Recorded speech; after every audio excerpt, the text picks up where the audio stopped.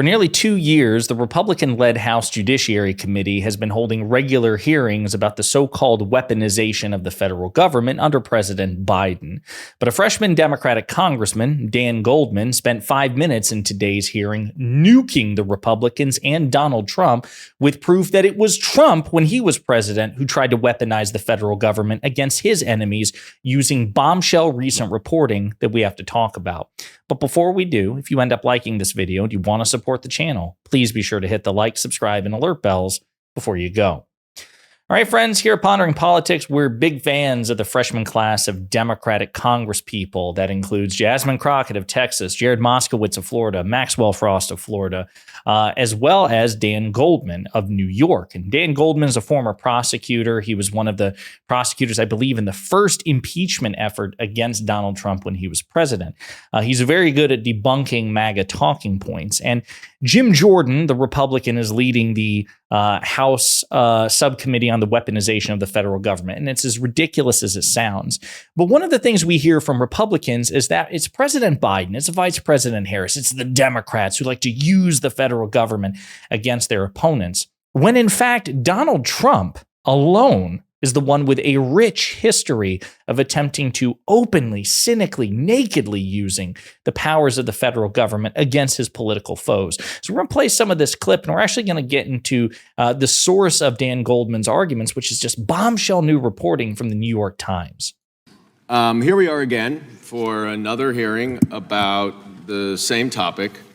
And I want to say I appreciate the concerns about how the FBI addresses and investigates whistleblowers or retaliates against whistleblowers. And we've had a number of hearings on this in this committee. And Mr. Horowitz, I'm glad you are looking into it. That is your job, and that's what you should do. But let's be real. This is the weaponization of the federal government subcommittee. Whistleblower retaliation is peanuts compared to a future president using the power of his office to imprison his political adversaries simply because they oppose him. That is the ultimate weaponization of the federal government. And we don't have to question whether or not Donald Trump will do this in the future, because we know how this story plays out. We've seen it, and he's done it in the past. I want to introduce an article from last Sunday's New York Times entitled, "As President Trump demanded investigations of foes, he often got them. He has threatened to target his perceived enemies if elected again. A look at his time in the White House shows how readily he could do so." Let's just go through some of the things that Donald Trump did when he was president the first time. James Comey testified that Trump asked him for a pledge of loyalty and then requested that Comey drop the investigation of former National Security Advisor Michael Flynn. Comey refused. Trump fired him.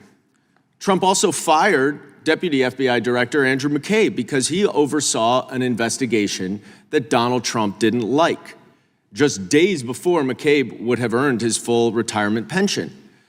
Trump then demanded that the IRS investigate Comey and McCabe, among others. Well, that's not all. At Trump's direction, the Justice Department dropped its case against former National Security Advisor Flynn, who had pleaded guilty to lying to the FBI. Mr. Kirshner, in your 30 years of experience, are you aware of any other situation where the Department of Justice withdrew a case after someone, a defendant, had admitted to the conduct under oath in court? I am not. I should say before we continue, that's Glenn Kirshner. He's an MSNBC correspondent. He is a content creator. He's a former prosecutor and DOJ official, and he's a frequent collaborator with Brian Tyler Cohen, progressive political commentator. They have the Legal Breakdown series on YouTube, which you should definitely check out. This guy has the attitude and the aggression, in my opinion, that Merrick Garland, our current Attorney General, sorely lacks. Let's move on.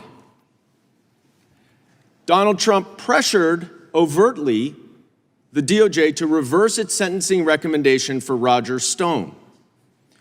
After Stone threatened to cooperate against Donald Trump, Trump granted him clemency. John Durham wasted millions of dollars on a baseless and fruitless investigation into the origins of the Russia investigation because Donald Trump demanded it. And it got so bad that Mr. Durham's number two resigned in protest to Durham's plan, pressured by Bill Barr and Donald Trump to publish an interim report on the investigation shortly before the 2020 election in gross violation of DOJ policies. That's not all. Trump tried to install Jeffrey Clark as Attorney General because he acknowledged to the president that he would do his bidding and fraudulently try to help him overturn the election. But this is the one that really gets to the nub of this. And Mr. Levitt, we're talking about First Amendment, infringement on First Amendment rights that you are alleging has happened to these FBI agents. You would agree, would you not, that writing a book is protected speech under the First Amendment? Sure. So let me just give you a hypothetical scenario. Somebody pleads guilty to a crime. He's sentenced and designated to serve his sentence at home. He is asked by the Department of Justice to sign an agreement saying that he would not write a book. He refuses to do that. As a result of his refusal, the Department of Justice throws him back into jail in solitary confinement. Is that, in your mind, the weaponization of the Department of Justice to infringe upon First Amendment rights? I'm not a First Amendment lawyer, Mr. Goldman. Well, you said this is... So they're referring to Michael Cohen. What an absolutely despicable answer from the Republican majority witness, okay? But these are just a few examples of the various attempts by Donald Trump to weaponize justice against his opponents when he was president. And the problem is, it's so easy to forget this stuff because Donald Trump hasn't been president for 4 years and he's done so many terrible, stupid, unethical, corrupt things. It's hard to keep track. But any one of these instances is just objectively worse than any allegation that can be made against the Biden-Harris administration. And that's part of the reason, folks, why I'm so relentless on this. You could pick just a random week of the Trump presidency, and he's probably done something so corrupt and unethical and illegal in that week that week of the Trump administration is objectively worse than all the transgressions in the 4 years of Biden-Harris. That's how lopsided and asymmetrical this is. Now, the reporting in question, again, it comes from the New York Times. New York Times says President Trump demanded investigations of his foes. He often got them, by Michael Schmidt. Definitely urge you to check this whole thing out. Then there was a companion piece kind of breaking down some of the particulars by Michael Schmidt and Matthew Cullen. Here are the cases of Trump rivals who were subject to investigation.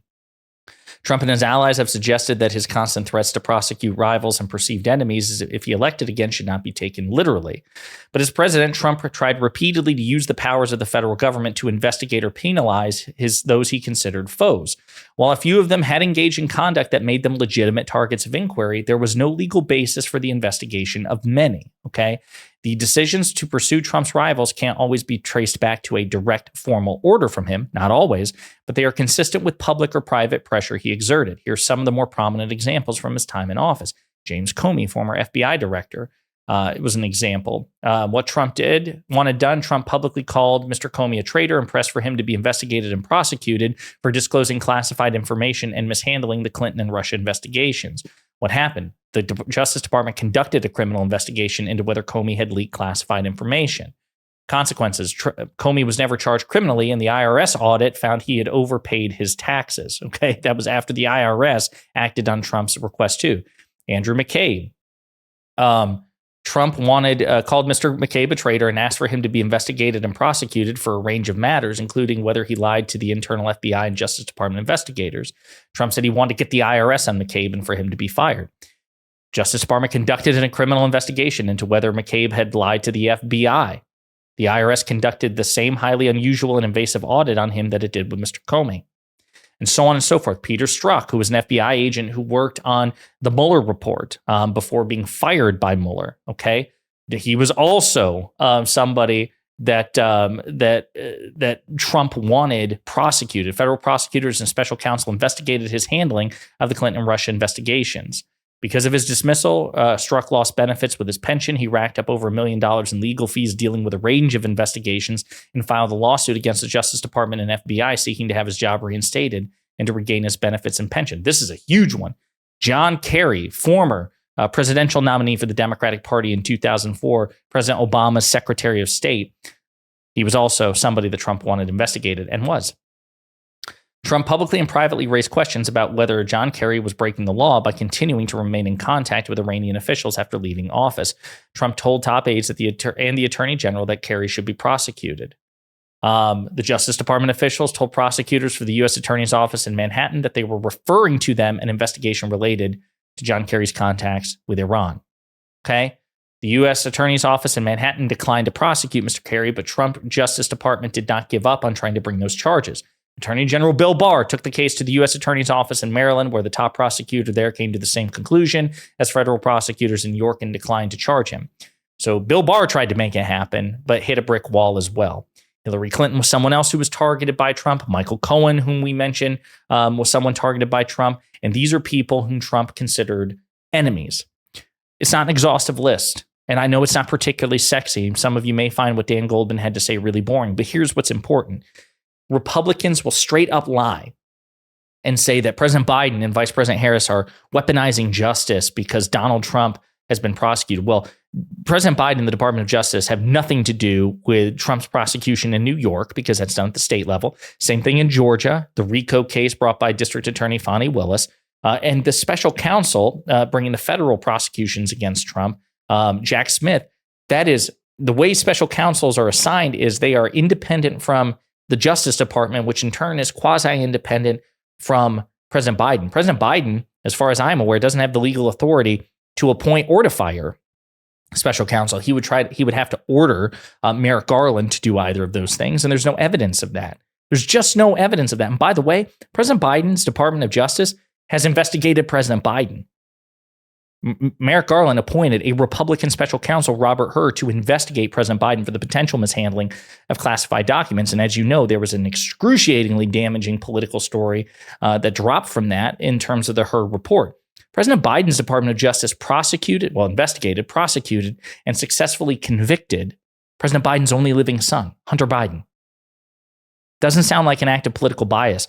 Bob Menendez, a Democratic senator, was investigated, prosecuted successfully, and convicted by President Biden's Justice Department. Henry Cuellar, a Democratic congressman. As a matter of fact, for every Republican you can find who was prosecuted by the Biden Justice Department, you can find a Democrat who was as well.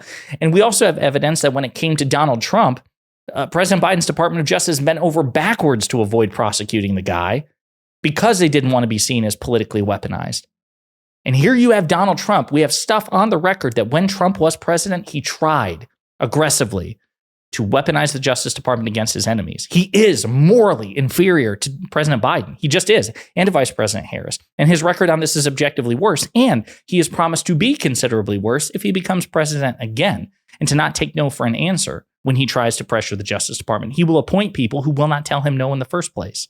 So my bottom line is, when this topic comes up, when this talking point from MAGA comes up, that's actually Democrats who are weaponizing justice, keep this in your back pocket, because as is often the case, every accusation from Republicans, from MAGA Republicans, from Trump is actually a confession.